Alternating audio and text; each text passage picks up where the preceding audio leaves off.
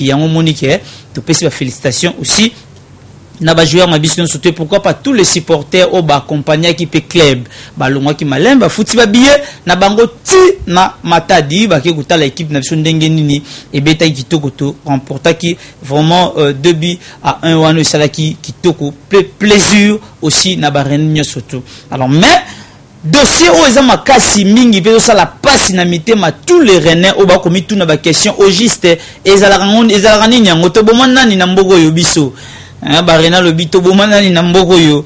Alors tout ça en direct mais bi la bande connaît surtout o ya ko meka déjà ko tourner est-ce que c'est sur le ba ko les candidats zo ko bipé tout ça en direct déjà d'ici là to ko ya ba appel na bino soumettre to zo betanon masolo oyo ya déplacement na biso kolongwa awati kokoma na matad tout ça d'abord na réalisation ba tshela sur les mains ya match wana comme c'est tout à l'engo na kimyenyo surtout après toujours en poto bandasko ko commenter na ba makambo na so ba 9 points to beta ngomba la moko c'est parti à la réalisation jamais sans fou et donner les meilleurs demain pour qu'ils soient retenus. Mais c'est un problème aussi d'une expérience.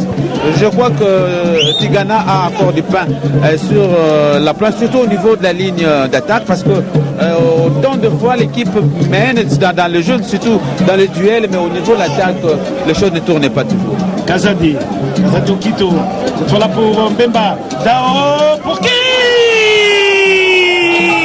Et sur le but qui arrive pour à la 37e minute,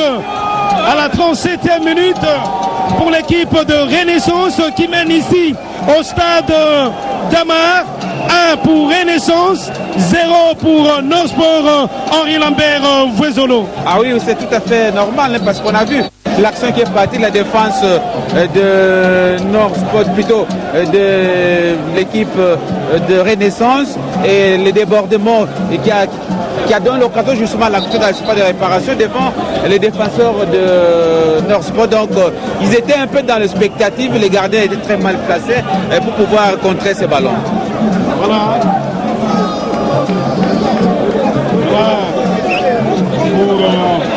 Pour Batouré.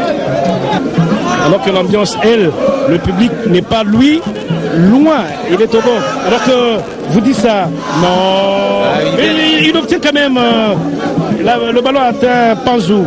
Mais, ah non, c'est pas fini. Livioka, et c'est l'égalisation.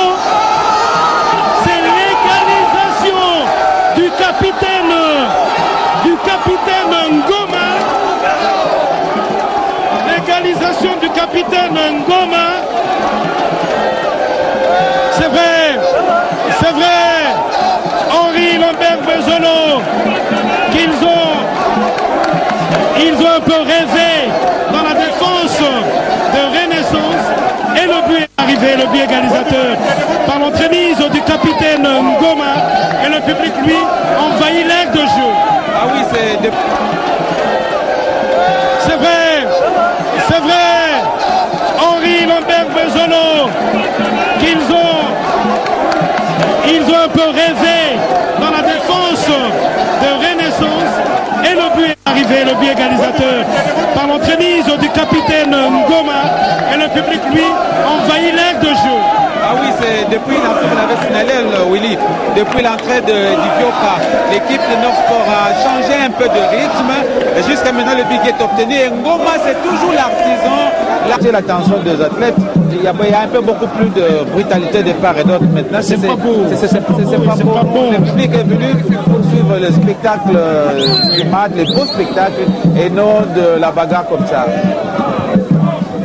Le coup franc est parti. Le deuxième but de la tête, celui qui avec son bandeau vient d'obtenir le but de la victoire, peut-être Varane, qui est allé voir Dissosa Massoudi de la tête sur cette balle arrêtée par le gardien Kabangou Abel, et ça change complètement de temps. Sincèrement, il faut que tout se calme, que tout se très bien, mais très content après avoir vu l'égalisation qui a ramené cette équipe. Voilà, félicitations de tout le monde toujours topé ça. Un grand merci. Naba Djogo Nabi surtout Basaki Mosala qui toko. OSP ça qui tous les fans. Il y a Renaissance du Congo. Alors, tout ce là qui mokolongo mais il y a pas ces qui bomoni bande ko bache na bango bi mais niveau batondi na terrain ba koti na terrain na ebité ndeti na kidi ba pe mutu mwa wana infiltré au taper na kata terrain a toboli joueur même lisu ligolo bango ba OSP la bi. Donc infiltré au kota na kata distraction wana ayepe ache ba lo yenge moko mabe bat ba kufi boyete bo bongisa bande ko na biso ya lina foot saison ko ya bande ko ansu bana ba stade bien te to zona ba stade na biso kitoko ana Kinshasa a même na ba pays msto mona yango ba match izo beta ma par-ci par-là to mona yango ke pays moko zana moko koso asengi bande ko habiter bo permettre nga na yamba bande ko na nga na terrain na bino to mona yango salamaka. Et pourquoi pas aussi bisonde tozaboye ceux qui makambo yo simba tezo barcheté. Et c'est très important aussi que batera ma bebongo gobetsa ka championnat.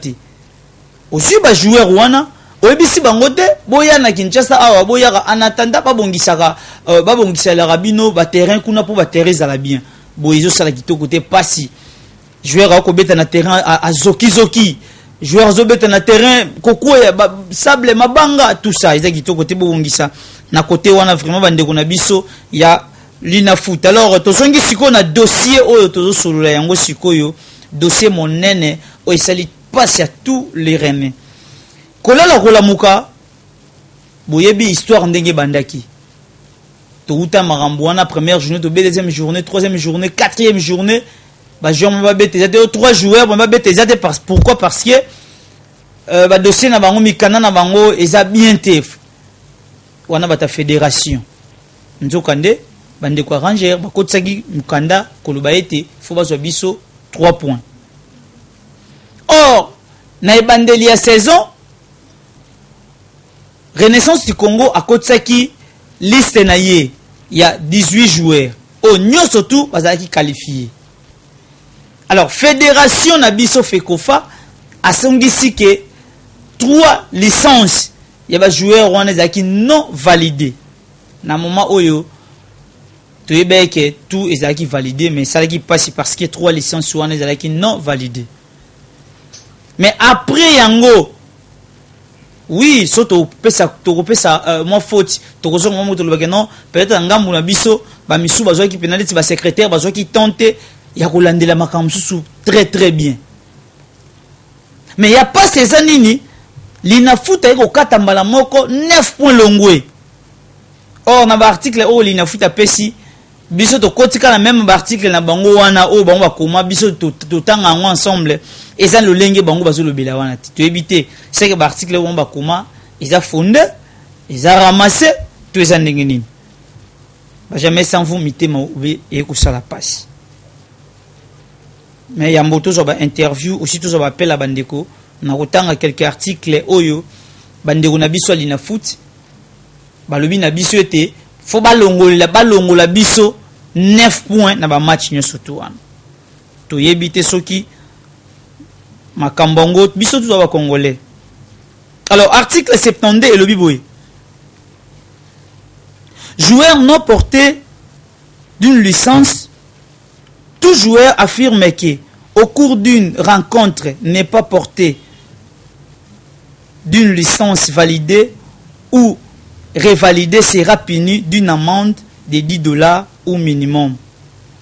To yebite. Ce qui joueur licence n'est pas validé. Article 72, mounyon so ke luka article 72 na code ya Fekofa a okuta yango. Joueur nyonso licence na ye eza validé te, joueur wana aza censé ya kofuta amende ya $10 minimum. Mais yango te elobi ke il faut to pola, il faut bolo ba ke noto ko na forfait. To yebite bandeko na biso. Tout ça va congolais biso nyoso, tout ça la bino ni Renaissance du Congo. Si le auto se retrouver na 8e. Ça dit bata souka. Et ça poto que playoff te. Tout ça poto salanine. Voilà, ça fait mal. Toujours d'abord la réalisation. Toujours interview ya ba coach. Après ce qu'on a appelle la bandeko ba benga ba sa contribution na bango par rapport ya bah si j'ai auto le bilan mokula lelo. Ce parti jamais sans vous. Résultat qui arrive, c'est un match de football. Vous pouvez égaliser et encaisser encore deuxième but, vous perdez. C'est la loi de chez. C'est le résultat du match. On a perdu. Je ne sais pas ce qui va marcher, ce qui va marcher après. Je ne sais pas. Mais aujourd'hui, on a perdu. On a la suite de la compétition. On est en train de jouer. Nous jouons encore les 30 contre RCK de Kinshasa, toujours ici chez nous. Merci. Ok, c'est moi qui vous remercie. Oui, je l'ai dit à la conférence d'avant-match que ça ne sera pas facile. On avait à jouer un gros morceau chez elle, chez lui plutôt. Donc moi je pense que la manière n'a pas vraiment été. Et l'état du terrain aidant aussi. Mais je pense que l'essentiel pour nous c'était de rompre avec la série de défaites. On a gagné à l'extérieur. Je me réjouis parce que vous avez vu vous-même comment est-ce que les enfants se sont battus. Le sang a coulé à tout moment. Et il y a une note sombre que je tiens à souligner. C'est pour la première fois que je le dis, mais je pense que l'arbitre doit revoir un peu.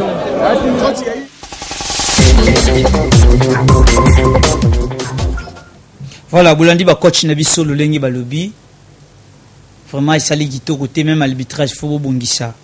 Alors tout ça déjà bandeko ba benga pour ba pesa ba point de vue na bango par rapport ya ba sujet tozolo be alelo, tozolo be la sujet o ya ba terrain, pe tozolo be la sujet ali na foot o ya lobi ke 9 points elongwe.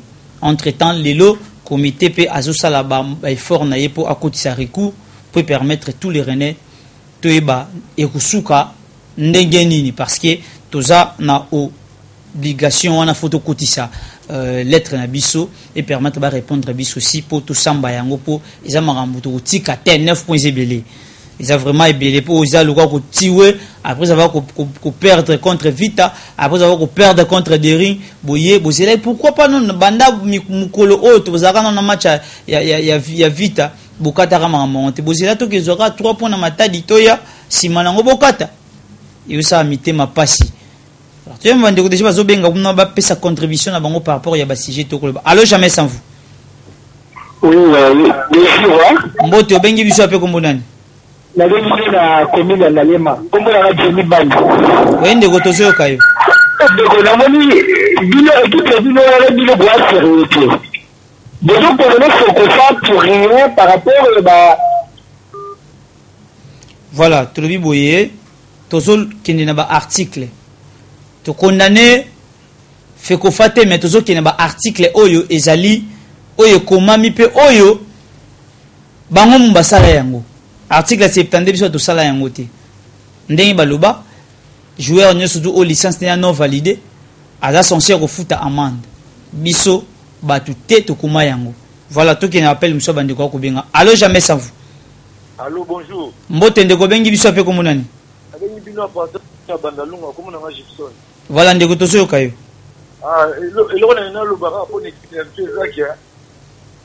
Abasala wana to kokota ba recours. Poto kota ba recours to landela ngo. Voilà. Na eloko na ba évêque ati ko kota biso na berera pa en pamba. Voilà. Ah, évêque dem ta ta biso na berera ça secrétaire te. Voilà. Bilobalo ba évêque yango moni biso ba supporter to za trop bilobalo ba yango ni ba sanction zo landa biso. OK. Merci. Ndeko nanga pour la contribution na yo. Tu as toujours ko évoluer to le bandeko benga par rapport à des sujets to le biso be la stade pe to le be la suspension 9 points oyo fédération endémique au katabiso 9 points to le be la yango alors bandeko obenga pour na sujet o surtout les amotuya. Allô jamais sans vous. Allô. Allô jamais sans vous. Allô jamais sans vous. Allô? Mbote ndeko bengi biso ape komonani. Ah, comment on a Ibrahim na bengi dina pasa kingabwa. Oui ndeko tozo kayo. Bon, eloko ete ça biso pas qui tout là ba renaissance tena. Voilà. Mais ni cho na komena na défi mais na est-ce que et quand vous êtes présent sur la place na ya remplacer yepo ba président na Julie Biso bazoko ke lokote. Normalement pas maîtriser type moko et ta pénal le fisc à 3 ans pas 15 la saison moko. Voilà. Boto sentir que na bien diko ba brésilien wa to mo na tira la bango tena bien ba ba to ka défi to ki ma to sonyoto est-ce que ça va bongo ame kana ko bongo loko wana ame dika bana mboka bana Congo pour la next fois na biso to le la raka mais oui bien quand il y a pour ranger l'eau quoi on a des étrangers on a que là bana mboka parce que beta qui n'a pas prendre le bata pas jouer pour renforcer qui voilà merci ndeko nanga pour la contribution na yo alors tout ça ko évoluer ba pela bandeko bobenga pour sa contribution na bino na ba sujet to zolobela ba kati biso 9 points allo jamais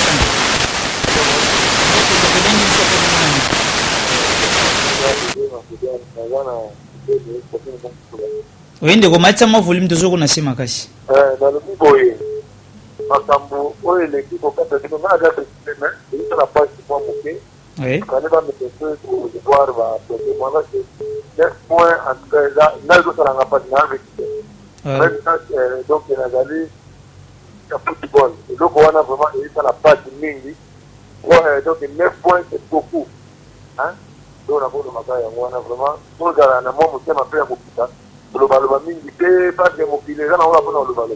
Voilà. Merci de Rolanga pour la contribution na yo. Toujours ko évoluer tout le bien. En 9 points ba kati Renaissance du Congo. Et ko ça la passe na mité ma 9 points belé 8e na classement ils a passé. Alors jamais sans vous. Oui. Mbote ndeko bengi biso pe ko monani. Bon, mais comme je vois la fan na Petro Congo. Oui ndeko tozo kayo. Voilà ndeko akei tozo ko ba toujours na appel à bandeko. Alors jamais sans vous. Oui, ndeko tozo kayo.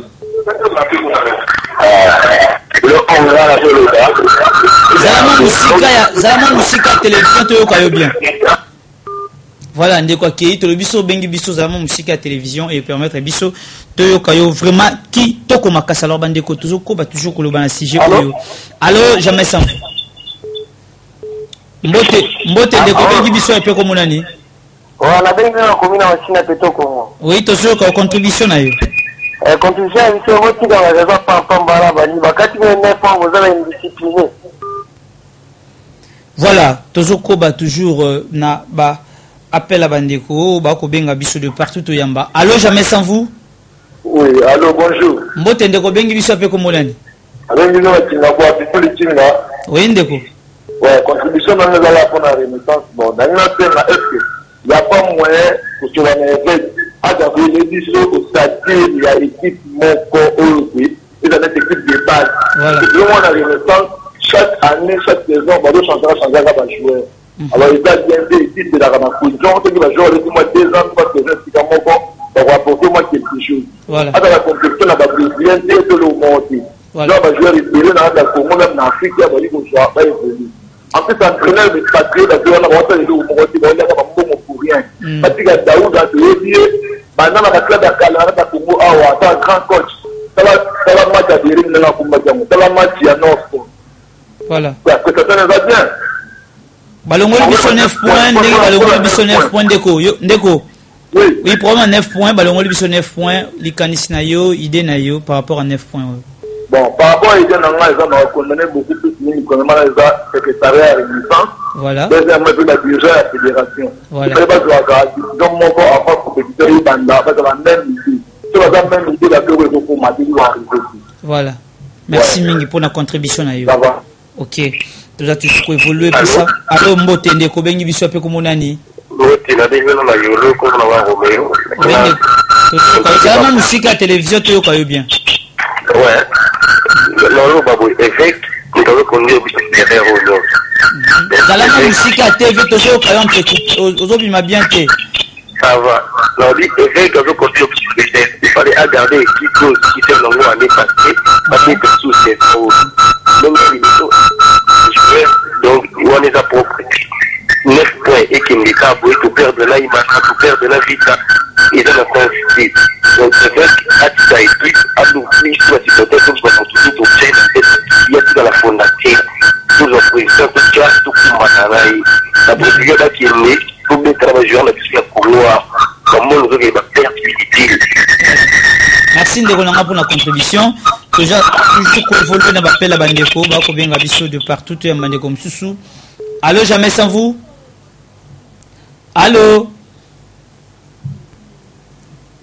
Voilà. Toujours le toujours au bêta sujet, toujours bêta sujet, toujours le bêta par rapport à stade oyo wapi fédération zo betisa ba match fekofa et lina foot aussi. Alors tozo le bela dossier on est pour tozo beta société par rapport ya ko le bela aussi dossier ya makambo na biso ya 9 points oyo. Allô jamais sans vous. Allô?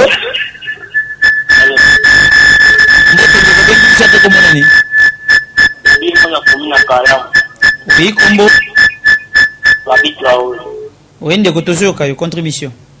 Contribution nous avons qui réflexion qui va ici. Pour modèle on est l'équipe, c'est la route. Voilà, merci pour notre contribution à yo. Tous ko évolue toujours dans l'appel à bandeko to yamba. Allô, jamais sans vous. Allô. Voilà, on quoi qui toujours qu'on va toujours tout le bien était toujours sur la par rapport il y a article 70 et lobby. Allô, jamais sans vous. Moto bengi bisape comme on a dit. On a bien de tout dans la vie comme Bogora. Oui, ndeko tozo kayo. Allô? Voilà, ndeko kei to lobby article 70 lobby boité. Article 70 lobby te faut balongola biso 3.3.3.t. Article 70 lobby joueur en cas licence na qui validé t. Non, validé ne to ko loba toujours awa. Akofuta amende ya $10 et non balongola 3 points. To moni yango te na kati ya article wana to yebite sur ça article nini oyo bande ko na biso ya fédération. Allô? Mbote bengi biso pe komunani. Comment on a dit bien? Bende ko. Tozo kayo zama musika telefoto kayo bien. Déjà, tu vas la poster parce que il est à 3 joueurs wana au dezaï na contre Edita.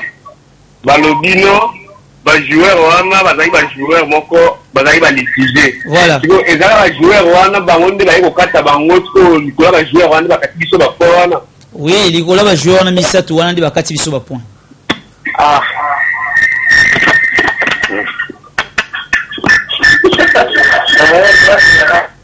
Voilà, très bien likola 3 joueurs wana yango bakati biso ba point. Alors l'inafuta longoli biso ba point wana par rapport il y a 3 joueurs wana oyo ba betisa ki mais après ko longola bango na match a péri na match ni ba beti surtout évidemment ba c'est na match non sport ba longola te. Alors jamais sans vous. Allô. Voilà ndeko soko bengi biso salaka effort ya kozala musika ya télévision pour to yoka yo bien. Allô jamais sans vous bengi biso pe komonani. Papa Kadima. Allô? Papa Kadima. Oui, Papa Kadima, tu as une contribution. Il fallait que passe ma qui fera des sondages pour jouer. Voilà. Déjà, il y a 2 ans, on est passé problème ou on est passé pour ce qui. On a dit qu'on avait pour charge à qui paye mon côté. On n'a pas trop pour tenir pour que ce soit nani tout équipe vous lever. Donc ça a année nous sera pour nous gagner il faut bien. Équipe eza publicité acha Bible la pas sur la Bible est-ce que la Bible sur la qui passe la qui pas pour les logos. Voilà. Bon, na suki bana. Merci ndeko nanga pour la contribution na yo, tout ça toujours que évoluer on appelle à bandeko. Balongoli biso 3 points. Allô jamais sans vous. Allô? Allô jamais sans vous. Voilà ndeko akei beaucoup va toujours kobenga le tolobi bien reprise de l'entraînement de Jézali samedi au tozana match to kobeta contre RCK na stade Tata Raphaël on tous à la ebele pour et permettre de soutenir notre club et Kendosi de l'avant. Alors malgré ba maramon c'était salama fibo lobia ou Mbappé fibo te a kozalaka toujours na fibo parce que fibo ne tombera jamais. Alors on déconne ni connaît déjà. Allô jamais sans vous. Allô mbote ndeko bengi biso ape komani. On a bien vu notre tout dans la ville comme Bogora. Oui, toujours Kayundeko. Voilà.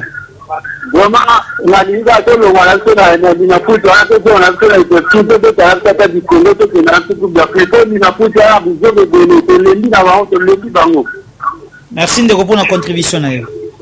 Vraiment, bon, tu l'as équipe, la vie de tout le monde, de l'un côté, va aller, va jouer à la canne. Dimanche, ça me dit de gagner un match. Voilà. Ok, merci. Kitoko makasi ndeko même moral. Ok, toujours ba toujours on appelle la bande de bien article 72 y a toujours bande là et le biboye joueur nyoso licence non validé, joueur nyoso licence non validé, joueur wana akofuta amende il y a $10 article 72 na code yo nyaramba nyoso ba ebina mama fait kufa alors qu'il est vérifié yango 72 et lobi nini alors tanga yango est-ce que elobi faut ba kata biso ba point on ne sait jamais yango recours fait quoi peut permettre biso to jongel aussi ba point na biso wana to zala parce que 8e musika a playoff yango yo kalate ba point go kende biso ka bona di vacation te allo jamais sans vous allo mbote obengi biso pe ko monani bonjour mbote obengi biso wapi pe ko monani voilà ndeko ki abengi biso voilà beaucoup ba toujours ko benga et ba SMS na j'espère que beaucoup comme déjà boza ebele beaucoup comme la biso et permettre biso aussi tout temps ba SMS ba ndeko allo jamais sans vous allo mbote ndeko bengi biso pe ko monani bonjour obengi biso pe ko monani nalinga na komina monga funa oyinde ko tozo kayo kombo na trésor oyinde ko maintenant ba à partir de ça comment bota ranking là est-ce que bon tu dis ça va les dans mon pas sûr et ça là va pas tu vas mon aller ça c'est qui voilà donc on va tout ce qui est qui est dévotion ma quand na biso tu mais ma carte tu fais ton message déjà il y a là qui nous tient ma vie voilà et au tiers bon ça il renaissance qui fait il a foutu ça voilà mais voilà, merci de votre contribution. Voilà, merci pour la contribution. Alors, tout le monde, si vous avez besoin de la musique à télévision, pour tout le bien, parce que tant que vous avez la pembeni, ma quelle est l'interférence, on est au salama et au salaki de côté. Allô, jamais sans vous. Bonjour. Mbote, vous avez besoin de combo nani? Mama Tete. Oui, combo. Boy. Toujours quand on dit. Bon, dans le biboy.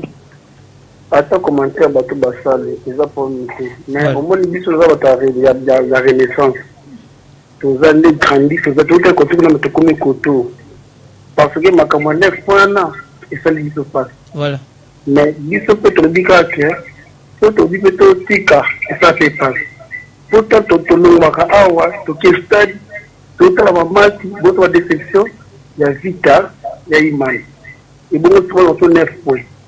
Nous sommes dit que tout ça fait des heures et pour rappeler augmenter parfaitement pour le dire que même moral pour le cas même moral on a passé la vie dit tout maintenant ça il va entendre comme ça donc à voilà donc il va grâce à nous ça na kokati voilà ça m'a fait porter de naissance de ma tête donc tout va toujours y même moral beaucoup maintenant on a bien jamais sans vous même moral voilà moi on a fait sa contribution en maille. Merci de même moral. Merci beaucoup.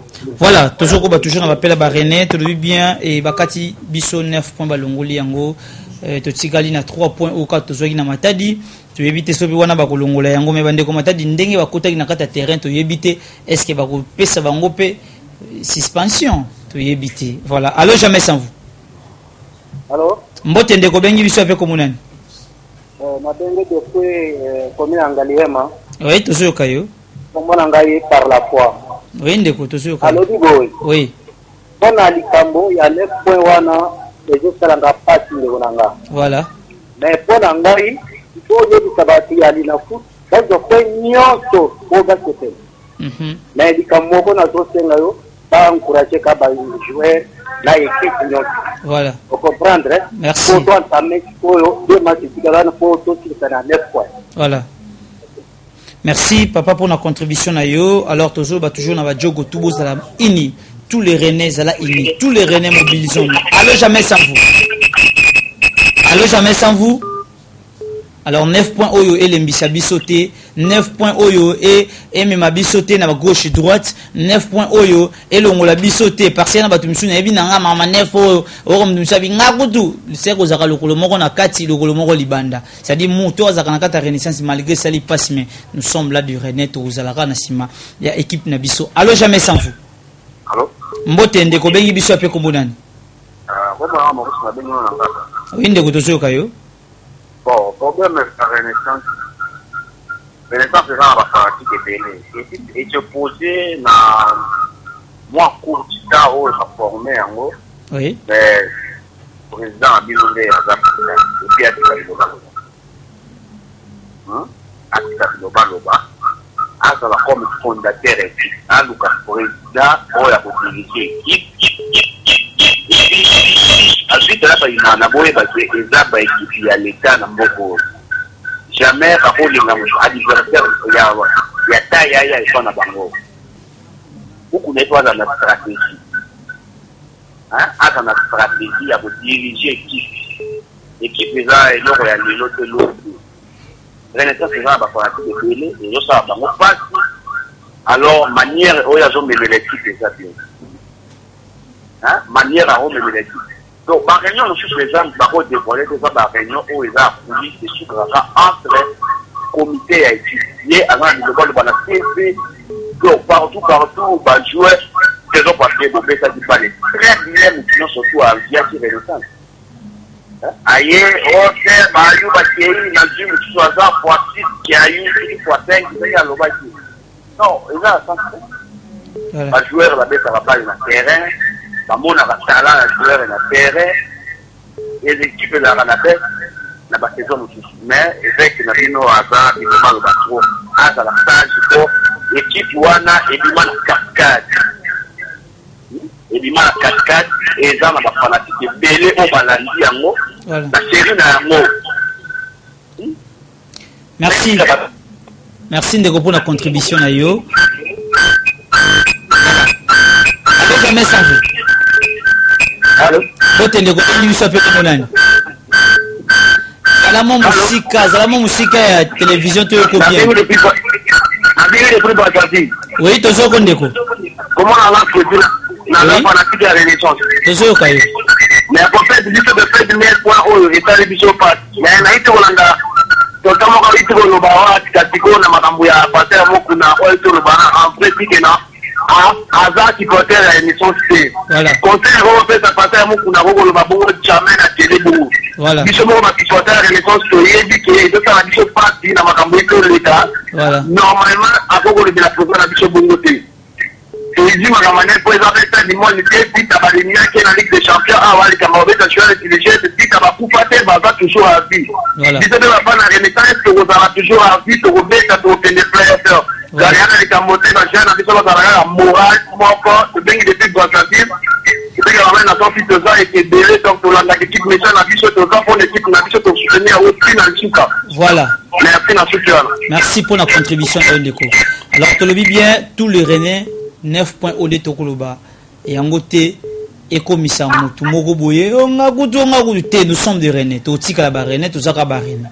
Équipe nenge tout le bara bien équipe na to uta na musika na ba passe do kenango chaque jour équipe ezokola bazo boudisa chaque jour équipe ezokola bazo bounisa bitumbi ko silate.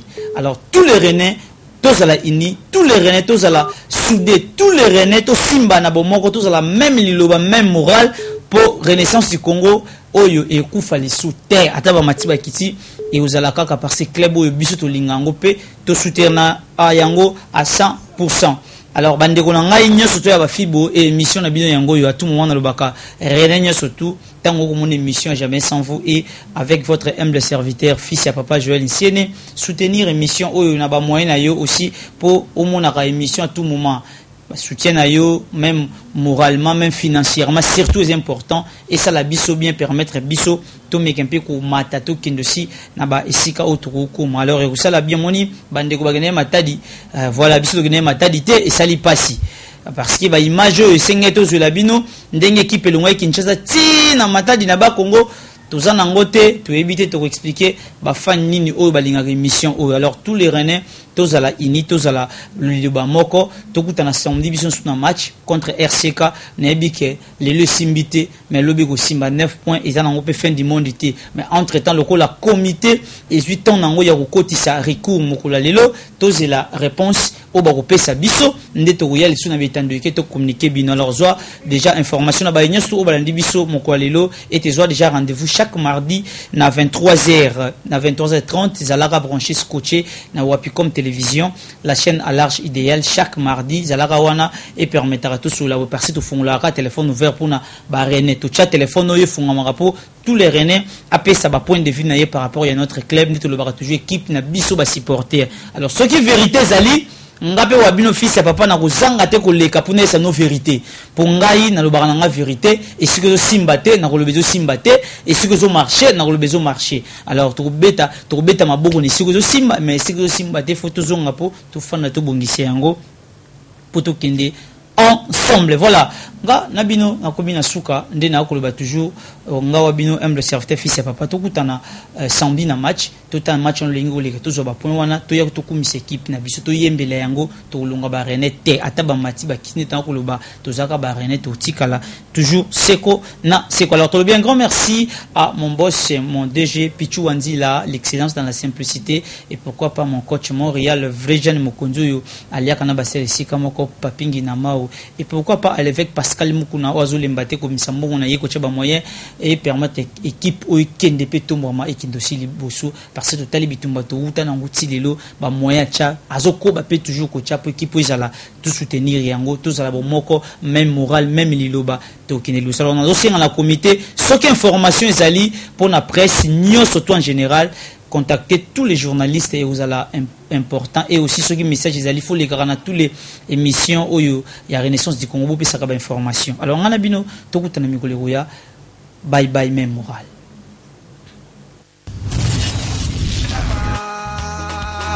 Papa Raphaël ya kotala bango babomekite